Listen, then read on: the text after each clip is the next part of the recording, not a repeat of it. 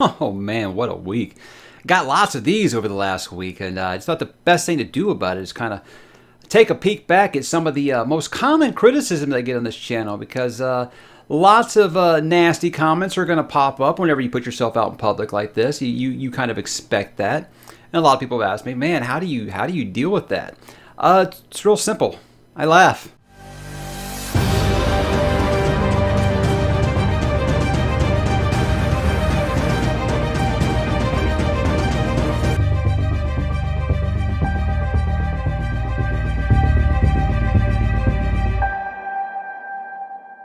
Hey, what's up, bookworms? Mike here to talk a little common criticism. Yes, I get very, very constant criticism on the channel. It's fine. Like I've said that, 99 to 1 is positive on the channel. But, I'll always post the over-the-top comments on social media. I feel like because they're funny.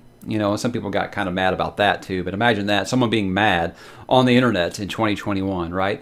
But I thought what I was going to do is I was going to go over some of my most constant, repeat criticism. Some of these are new, and some of these are ones I get a lot. And the thing is, like, some of these I mean by new is I got it maybe one time, but it was just like so good I couldn't unsee it, so I wanted to kind of address it. But look, guys, I take a lot of the stuff off the hip. It's water off my back. I don't care. I know that there's going to be nasty stuff on the internet. I've used the internet before. I know what it's like out there, so it doesn't bother me a lot. But you know what? I thought I'd read some of these and kind of give you my response to some of them. So away we go. Why would you bore your viewers with 2-minute reading excerpts before reviews? I've kind of talked about that before. I did a video where I said, "Oh, hey, why the long intro, bro?" I'd gotten a lot of new viewers after I'd finished Wheel of Time. And a lot of them jumped on for that Why You Should Read Wheel of Time video I did. And they were all like, what's with this long intro? While the people who'd been here a while were like, that was amazing, right? So it was one of those things where I try to do those is to kind of give the viewer the sense that I had. When I read, I'll highlight quotes that I really love. And I decide I'm going to put those in like an excerpt, put music over it, put some art to kind of give them the sense of what I was feeling while I read those passages. So that's why I do it. But I put the timestamps in the beginning of the episodes now, so people can skip those if they want. But guess that's asking a little too much. You say you don't care about subscribers, but constantly tell us your subscriber goals. I try to be transparent with those things because I like to make the viewer feel like part of the family, that they're helping build the channel, that they're a part of something. That's something that I wanted to go for from go. I wanted to make it feel like a community, not a business that I'm running or something like that. I want to make it feel like everybody was welcome. So I try to be transparent about those things. And yeah, to me, in the end, engagement matters way more than subscriber count. You can have 100,000 subscribers, but if 10,000 of them watch your videos and 2,000 of them actually comment on your stuff, it doesn't really change a lot, at least not for me. To me, I started this channel for communication, to be able to talk to people about books that I loved. I didn't start it to get rich, and I know you guys think that booktubers make a lot of money, but we really don't. It's really a passion project, I guess you say. So I just do that to try to be transparent. And like I said, I'm very goal-oriented, so yeah, sure. I like to set goals and see what happens. Why did you stop doing full spoiler summary reviews? You're just skimming for content now, aren't you? I stopped doing those because it was kind of taking the fun out of reading. I started doing Dresden Files and Wheel of Time like that when I first started to kind of help me remember the book so I could go back to it because they were such long series. It never meant to be like something that I did. And, for everyone that liked those spoiler reviews, there'd be someone tell me they want the non-spoiler reviews. And now that I'm doing non-spoiler reviews, everyone's like, why don't you do more spoiler reviews? So I started doing the spoiler talk if it's something I feel like needs it. Like I'll say the new Dresden book got it. I'm doing it for Malazan right now. I did it for Stormlight Archive. Because I feel like that's something where people want to talk about a lot of things that you can't talk about in a non-spoiler review. So most viewers on this channel want me to tell them if I thought the book was worth reading or not. I always encourage them to read it themselves and make their own decision. But that's why I did that. You always talk about keeping the channel. Oh God! You always talk about keeping the channel politics free, but we all know that's just because you're a Donald Trump supporter. Guys, I'm married to a hardcore libertarian. If that was true, I would be divorced and out on the street right now. Yes, I do consider myself politically homeless, but the reason I like to keep the channel politics free is because all it does is make people fight. I don't see anyone ever convincing someone else that they're wrong or right. So I just like to avoid that. I want to keep this channel literally an escape from stuff like that. I know there's lots of people. I've gotten lots of nasty messages because I wouldn't make political videos. That's fine. That's fine. To me, this is always going to be a channel about books. And every once in a while, I'll veer off into something like video games or movies or TV shows. Again, fun, escapist stuff. I want to be that community from someone. Because I feel like every other media entity out there, you can find that stuff right now. So I kind of wanted to buck that trend. But yeah, no, I'm not. Sometimes your volume is too loud on your intros and I can't hear you speak. Yes, I know. I'm aware of this. I'm not ignorant to this. What happens sometimes is I'll be editing these things through the headphones and it sounds fine. And I click process and then I'll click upload. And then whatever reason, once it's on YouTube, it sounds all jacked up. I don't know if that's my error or if that's a YouTube error. I have no idea why it does that. Really drove me crazy because I spent a lot of time on that one for Kings of the Wild, and when it debuted, I was so pissed off because I was like, it really sounds like you're trying to scream at someone over a rock concert, which coincidentally worked with Kings of the Wild because it's, a rock and roll book, but it made me so mad. So yeah, if it annoys you guys, it bothers me even more because I'm a very big perfectionist on stuff like that. So it bothers me too. Just know that I'm not ignorant to it. I know that it happens. It's not intentional. I just sometimes things mess up. That's just how it is, and it's too much work to go back and redo it after you've already uploaded the video. So it's just it's going to happen from time to time. Why don't you read less white male authors? I think that one's a little unfair because Evan Winter would be pissed off to know that he is a white male. I read Alma Katsu last year. I read J.K. Rowling last year. I read A.C. Crispin last year. This year, I'm doing what? I'm doing Robin Hobb. I'm doing R.F. Kuang. I'm doing Cixin Liu. I'm doing Anna Stevens, Jan Martel. I'm doing all kinds of stuff, guys. But look, I'm aware of it. I'm trying to go for. Look, I don't let that dictate what I read. I really don't. Last year in 2019, I was really locked into heavy series. I was locked into Dresden Files. I was locked into Cosmere. I was locked into Wheel of Time. Obviously, that's going to be what I'm reading the most because the series were so long. But I did talk about all the female authors that I want to read next year and or going forward in the next couple of years. And I'm starting with a couple of those already in 2021. But yeah, I'm aware of it, guys. And just know it's not anything intentional, obviously. But it's something that I am kind of trying to branch out on that. So I'm aware. It's kind of like how I'm putting more sci-fi on the channel. I'm aware that I've neglected certain things, and authors are obviously included in that. You only hate YA books because they're just so popular. I've never really actually said I hate YA. I've said I am happy as long as you are reading. I could care less if you're reading the Sunday morning funny pages. I could care less. If you're reading Twilight and you love it, man, that's great. Love what you love. I don't try to be the wet blanket that tells everybody what they can like. I mean, I think one thing I've established on this channel is it's okay to have a difference of opinion. And you do you. This is just my opinions. I never really don't think I've ever targeted YA. I think that got really misconstrued early when I called something YA garbage. Look, I'm a 42-year-old man. I'm not crazy about young adult fiction. That's fine. It doesn't take it away from you as something that you find good entertainment. But as far as hating it just because it's so popular, no. I mean, it's not like, are they like the Nickelback of books or something? I was unaware of this. Or are you trying to say that it's popular to hate on YA? I'm not really sure what you're saying there, but look at a lot of things I do on this channel, and I wouldn't say any of those views are really super popular, because I've got that's why I have lists like this right now, because I have a lot of unpopular opinions and a lot of unpopular feedback apparently. Why do you constantly have to bring up how much you hate Disney Star Wars? We get it already. I do know that I've done that a little too much. I do realize that. Look, Star Wars is the universe I've spent the most time in my life. I've read over 70 Star Wars novels. So it's something that was very dear to me since I was old enough to understand fanboying something. It was Star Wars, okay? I mean, Star Wars, Empire Strikes Back came out when I was 4, right? So yeah, this has been my thing my whole life. So yeah, seeing what Disney did to it, I wasn't a fan of it, and I wasn't going to hide that. What do I always say? I'm never going to bullshit you guys. I'm going to be honest with you. But I do admit that I probably do it a little too much. It's just it comes up a lot because Star Wars is very much still in the social pop culture of what's going on right now. So it's going to come up. I will try to stop doing it so much. Your personality is boring. Please try to be funnier. If I try to be funnier, I would just be more dad jokes than I already do, and I don't think that those always land. So I think be careful what you wish for there. This was a channel I wanted to be no nonsense, straight to it. Sure, I was going to put my personality into it, which I guess is boring. But I was never going to try to crack jokes and stuff. I don't write a script. I don't write this stuff out before I press record and go. And sometimes I have some bullet points like I'm doing right now.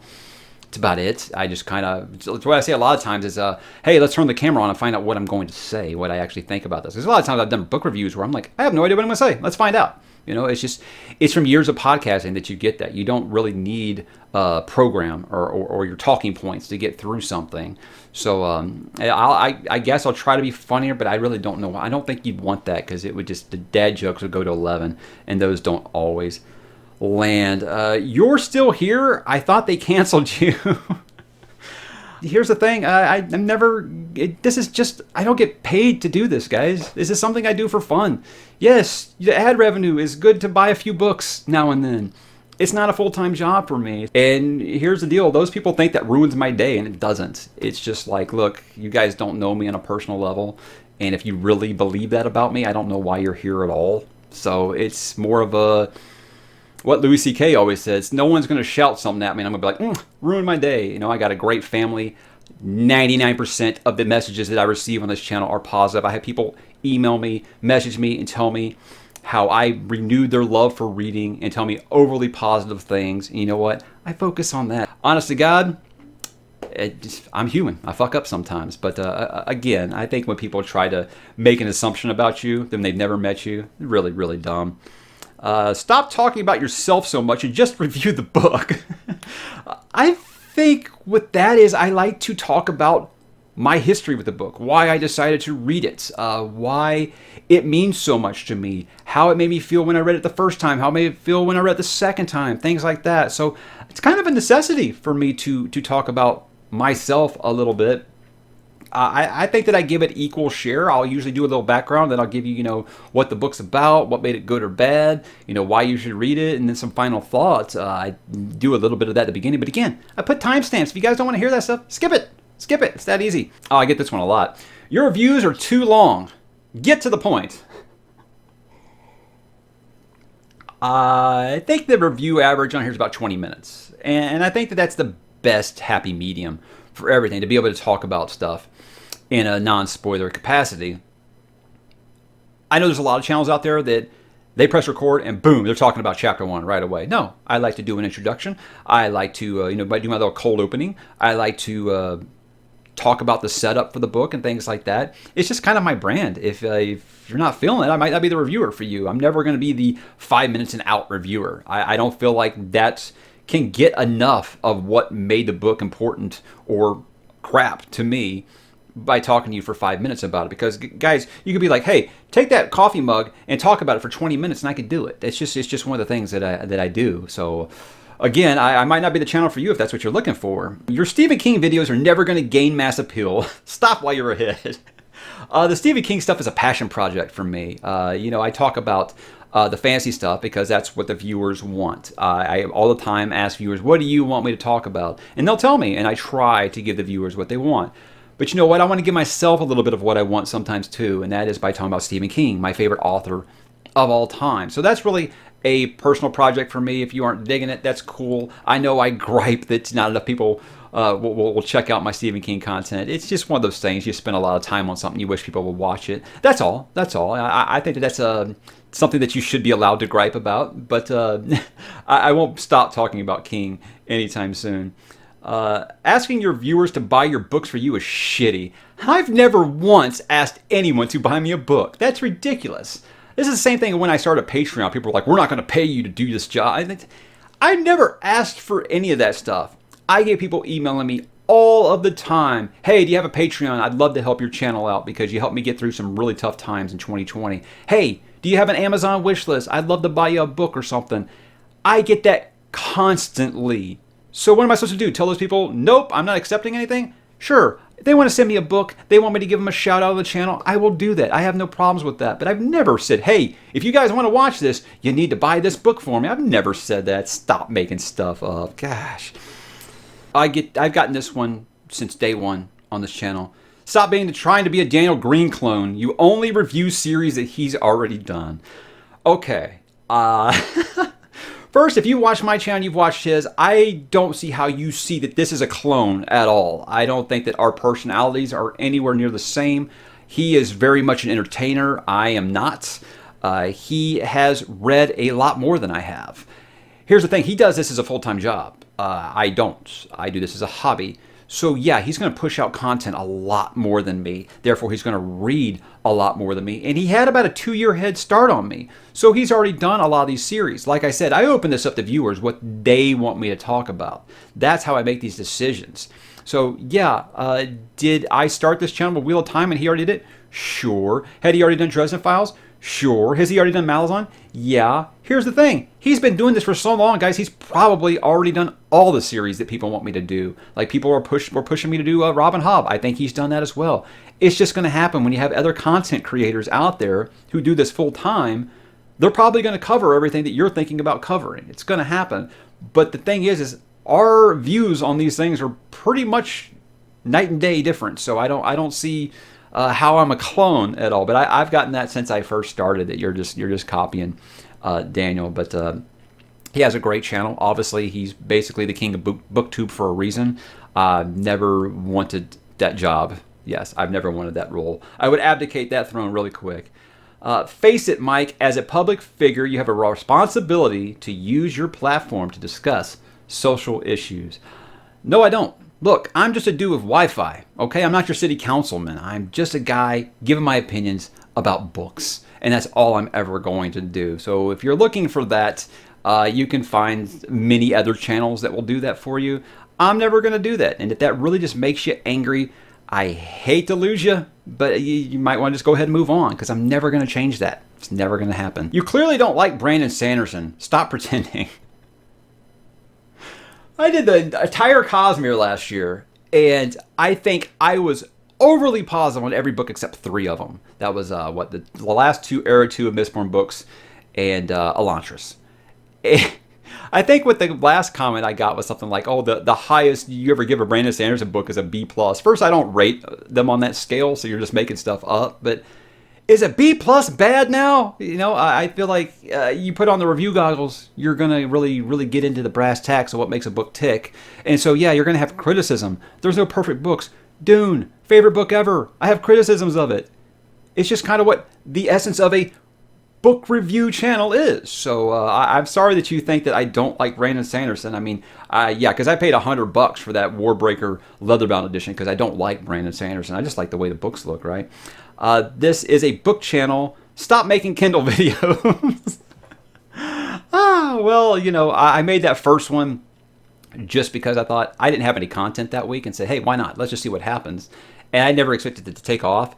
But look, each of the subsequent Kindle videos have been people ask me. People ask me if, you know, hey, what's it like, you know, now, and it had been 6 months. Hey, is it really worth it to make the upgrade from Oasis? And then I made the last one because it was like, yeah, my opinion had changed on if you should make the upgrade or not. So that's why I do those. I have made a vow, though, that I am done making Kindle videos at least until the Kindle Color comes out next week.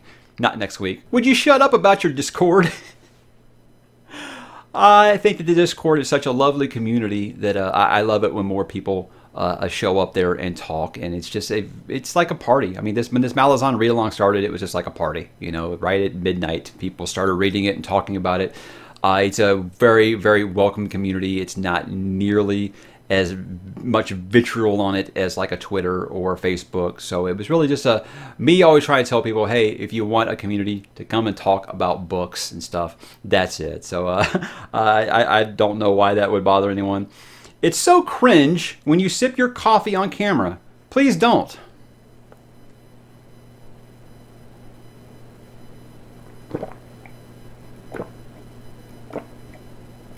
Can you please stop making videos about H.P. Lovecraft? He was a terrible person. Yeah, he wasn't the coolest guy, was he? There's lots of authors with views that I can't stand, and I still read their book. I've always been a real big proponent of I separate the art from the artist. That's something that some people can get behind. It's something that someone else can't. H.P. Lovecraft was instrumental in developing my romance with horror, so it's someone that I want to talk about. So I'm always going to keep things about the books here. Again, this might not be the channel for you if you're wanting like political commentary on something. I'm never going to be that guy. But no, afraid not. I will not stop talking about H.P. Lovecraft and his books. Why won't you review smaller indie releases and less popular series? Daniel Green already did those. Be original. I think that I was the first guy out there reviewing John Glenn books, you know? I mean, so I do try. But again, like I said, I really started this channel Wheel of Time. So that was basically the first year of this channel. And Dresden Files was kind of that palate cleanser. So that dominated a lot of my time. Yes, it's a very popular series. I know this. I'm never going to shy away from talking about popular books. But I mean, did you guys miss October last year? Where I did nothing but talk about horror and no one watched it? That's why I don't talk about a bunch of small indie authors. I want to help out small indie authors and things like that, but I just don't have the time. You know, I start read-alongs of massively dense books, and it gets really tough sometimes. So it's not a you only want to do popular books. Like, I mean, I don't even know what that means, really. Look, I'm trying to do more sci-fi, more horror on the channel instead of just being another fantasy channel. But yeah, like always, like I keep telling you, I ask the people what they want, and I try to give it to them. So that's why it will sometimes roll that way. And again, yes, Daniel's covered everything. You talk too much. yeah, I really do. As this video is kind of proven here, I think that, like I said, you give me that coffee cup, I could talk about it for 20 minutes. It just comes with being a former podcaster. You learn how to fill all the dead space. Don't say a lot. Don't, what are we doing next? Stuff like that. It's just something that I do. I know that I can ramble. It's kind of my brand. I've never really hid that's something that I do. But yeah, I do think that you have a BookTube channel. Talking is quite imperative. You have the face of a 25-year-old and the hair of an 80-year-old. How? Oh, I guess I got to thank my parents for that one. I don't know, because no one else in my family has a widow's peak. And look, that was something I was very self-conscious about that for a long time. I suffered from chronic depression for ages. And as a kid, someone like called me like Count Dracula or Mickey Mouse or something like that. And it devastated me to the point to where until I was like 40, I used to try to hide that I had a widow's peak. You know, I had the stupid Julius Caesar haircut or combed to the side or something. It was just something that I just said, you know what? I'm too old to give a shit about stuff like that. And I had a big point about, getting over depression, which I'll talk about here in a second. But I don't know. Like I said, I guess thanks for saying I have a 25-year-old's face. I don't think I do. There was another one about my face. I think I skipped it. You should switch back to podcasting because you have a great voice, but your face is tough to look at. I've always said I felt that I was like painfully average. You know, I don't think I'm the most hideous person in the world, but definitely not a looker. But thanks. Thanks for saying I have a nice voice, I guess. You've never had your dog on during a video. Why do you hate pets? I tried to put my dog on here one time. He hates being closed in a room. So I'll be like, hey, come on in here and we'll get you on video. And as soon as I close that door, he's just scratching at it, wanting it out. And I don't think that makes for good podcasting and good video and good audio and things like that. So that's why maybe one time I'll go down there and try to snap a picture of him. But I definitely don't hate pets. I don't even know if that one was supposed to be funny or not. But look, guys, I can laugh about these things because, look, like I told you, I suffered from depression for years. And this is going to be kind of serious part of the podcast here. I keep going to podcast now. See, some people got in my head. I suffered from chronic depression from about the age of 6 until about the age of 40. And what really helped me was changing my eating habits. I went low carb. I cut out all sugar, all processed food. And now I can do something like this and laugh these jokes off or insults off. They don't bother me, but I know that they do bother a lot of people. And recently on the Discord, we had someone lose a family member to suicide. And I just wanted to take a second and say, you know what? I would like to use this opportunity to say, if you're struggling and you need someone to talk to, please reach out to somebody.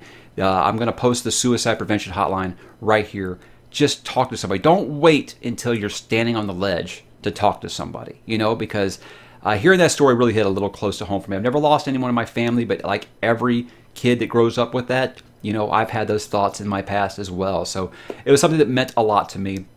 And I joked earlier about I'll never use my platform for things like that. This is one I could probably get behind. I'd rather use my platform for things like that or to help out smaller booktubers that are just getting started and things like that. That's why I'm going to do a best booktubers that I watch on a daily basis that are less than like 10,000 subscribers or something like that. But again, guys, if you need some help, please reach out. You would be surprised how much willingness.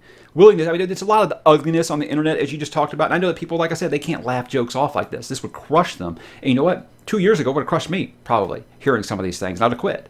But if you need help, please just reach out and ask for it. Guys, email me. Tweet me, do something. I would love to talk to you if you're struggling, okay? So please don't be afraid to reach out to family, loved ones, friends, acquaintances, or your favorite booktuber, or your least favorite booktuber from the sound of it.